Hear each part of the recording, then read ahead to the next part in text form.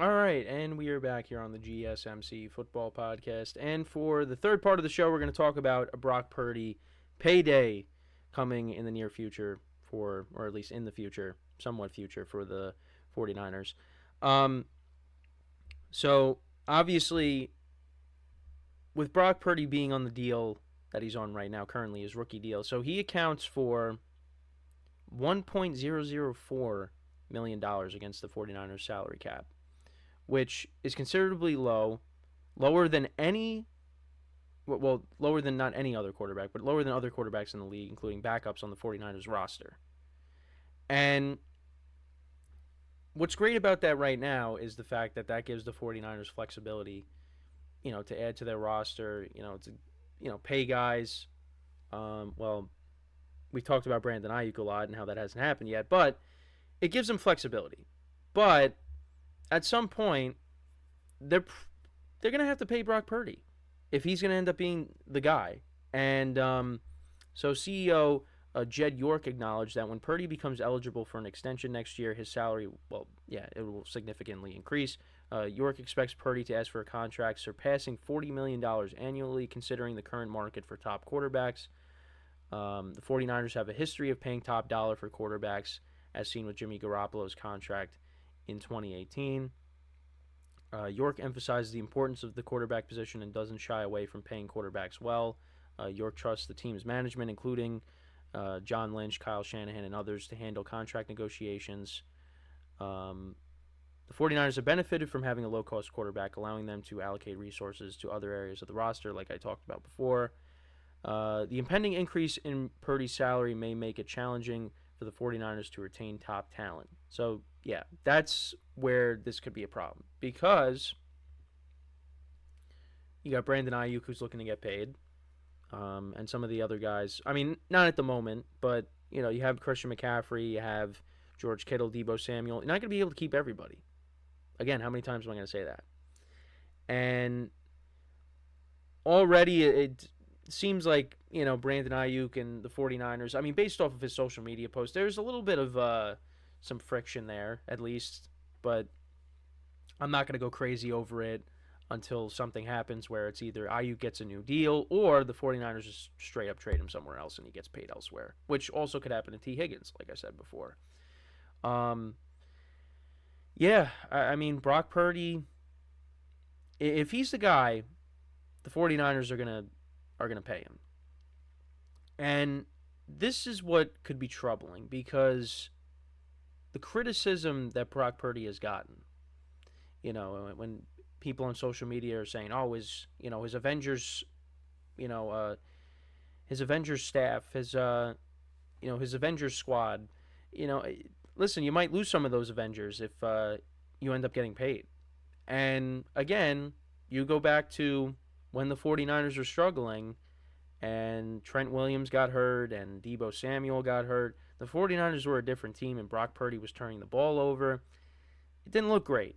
And that's when all the Brock Purdy critiques came out, and saying, "Oh, he's a system quarterback, and he's a different quarterback when he doesn't have all his guys." And I mean, again, it's hard to argue against it because, yeah, I mean, I still think, because yeah, it happened, but yeah, I think Brock Purdy is still a solid quarterback. I mean, again, they picked him with the last pick in the draft, and look at what he was able to do. And I said this, now again, I think the guys around him elevate Brock Purdy himself, but I think with Brock Purdy as the quarterback, I think he's playing the position better than any 49ers quarterback that they've had in this regime, in this era. Now, I'm not talking about all time, not all time. I'm talking about just with Kyle Shanahan and John Lynch taking over.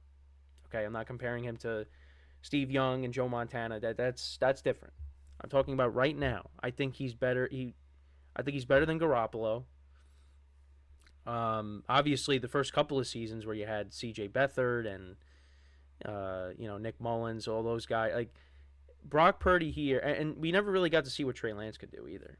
But Brock Purdy has played the position better than any 49ers quarterback in this era. So I think that has to count for something. And again, Garoppolo, brought them to a couple of NFC Championship games, and they went to a Super Bowl with him. Garoppolo was solid at one point, but I just feel like with Purdy, things are different. Now, you could also argue, well, Jimmy Garoppolo didn't have Christian McCaffrey, which is a great point. I mean, he did for a little bit, and then he broke his foot, and then Purdy came in, and we know the rest of the story. So you could also look at that too and say, well, Jimmy Garoppolo didn't have McCaffrey. You could say Christian McCaffrey has elevated this offense. Absolutely, he has. So there's also that too. But I don't know. I still think Purdy has done a great job. I think he's better than Garoppolo was, but yeah, I mean it also does help when you have Christian McCaffrey. But again, now if he ends up getting paid, and you start losing some guys on offense, well, the pressure is really going to be on Brock Purdy to go out and perform. Because again, you go back to that losing streak, the interceptions against the Vikings as well during that losing streak. It just, yeah, he didn't play great.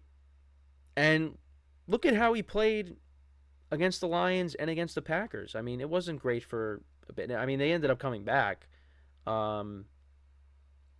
But, Purdy, turned the ball over. And, almost had, I mean, against the Packers, Darnell Savage could have had another pick six. I mean, he dropped it. Purdy was putting the ball in harm's way. It just, it didn't affect the Niners. They were able to overcome adversity, win those games, make it to the Super Bowl. And you know what? I thought he played well in the Super Bowl. I don't care what anybody says. I thought he played well. I think that, he has a little bit more time on some of his throws. I think it's a different game. I mean, again, you go to overtime and, miscommunication on the offensive line. Aiyuk's wide open in the end zone. If Purdy's able to have enough time and get the ball to him, well, then the Chiefs are going down the field. And if they get that touchdown, they're going for two, and that's going to be the game right there. So, but I thought Purdy played well in the Super Bowl. And again, it helps when you have Christian McCaffrey. But yeah, I mean not just on offense though, but this could also impact the players you're trying to keep on defense too. Because you got Fred Warner and Nick Bosa and Dre Greenlaw. I mean, they had to cut ties with Eric Armstead on the defensive line. I mean, that's going to hurt a little bit. Like I said, you can't keep everybody.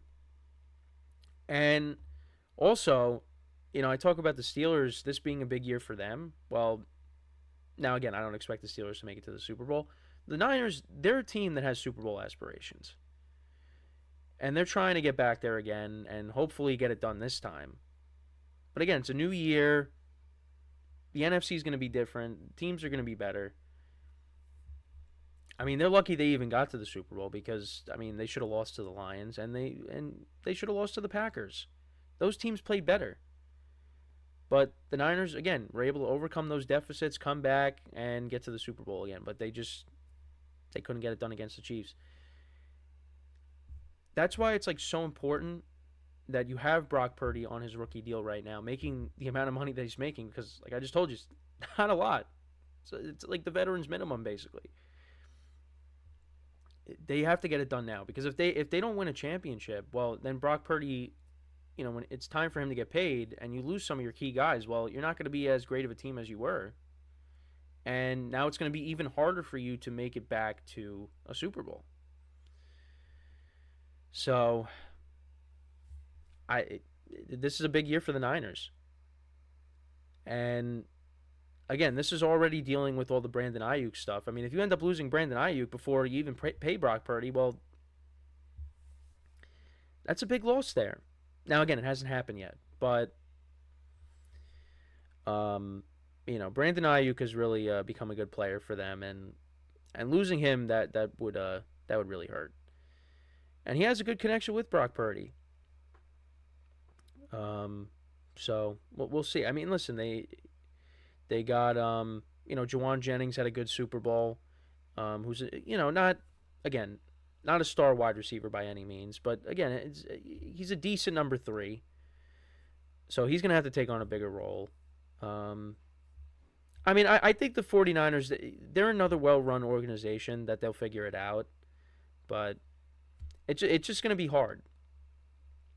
And when you got Brock Purdy, on the doorsteps of, another contract, I mean, again, it's going to be tough to keep everybody if they do indeed give him a big contract.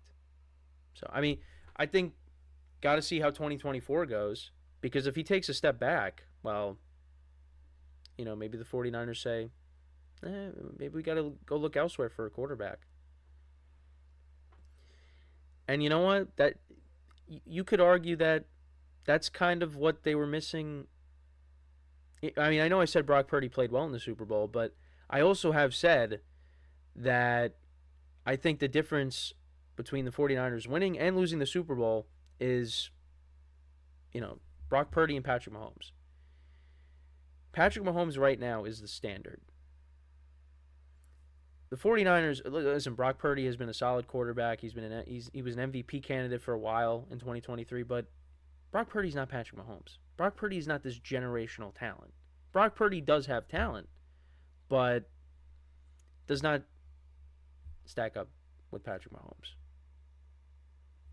If the 49ers had a Patrick Mahomes-like quarterback, they probably win the Super Bowl. So I could say that, but also say, hey, Brock Purdy did play well in the Super Bowl. He's not the reason they lost that game. I went over 1,000,000 times why the 49ers lost. Not because of him. But that was the difference. And we'll see again how he performs in 2024. But again, got to keep an eye on Brandon Aiyuk. Is he going to be on the team next year, or is he going to be another guy that's like T. Higgins, going to get traded, go elsewhere? Again, if I'm the Giants, trade for both T. Higgins and Brandon Aiyuk. Trade away all your draft capital, get all that, get those two guys. There's your two wide receivers. You draft a quarterback. Well, actually, you probably have to give up your first round pick for those guys. But no, again, that's just a desperate Giant fan saying that. But I mean, it'd be nice. But yeah, those two guys could possibly end up being traded, T. Higgins and Brandon Aiyuk. So, but at least for the 49ers, yeah, it's a problem, because then Brock Purdy is losing a player from his Avengers squad, and the Brock Purdy criticisms will be coming out in full force if they lose Aiyuk and then he starts to not play well next season. But like I said, I think the 49ers are a well-run organization. I think they'll figure it out. It's just, yeah, Brock Purdy payday is gonna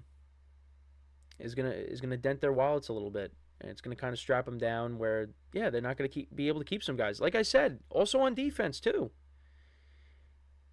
But again, we'll see what happens.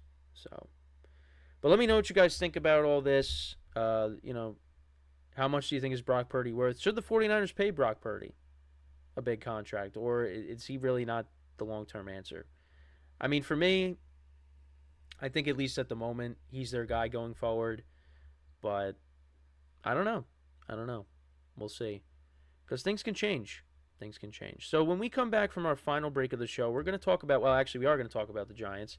We're going to talk about Brian Daboll contemplating taking back play calling duties. So I'll talk about that when we come back from our final break of the show. So with that being said, stick around, and we'll be right back here on the GSMC Football Podcast.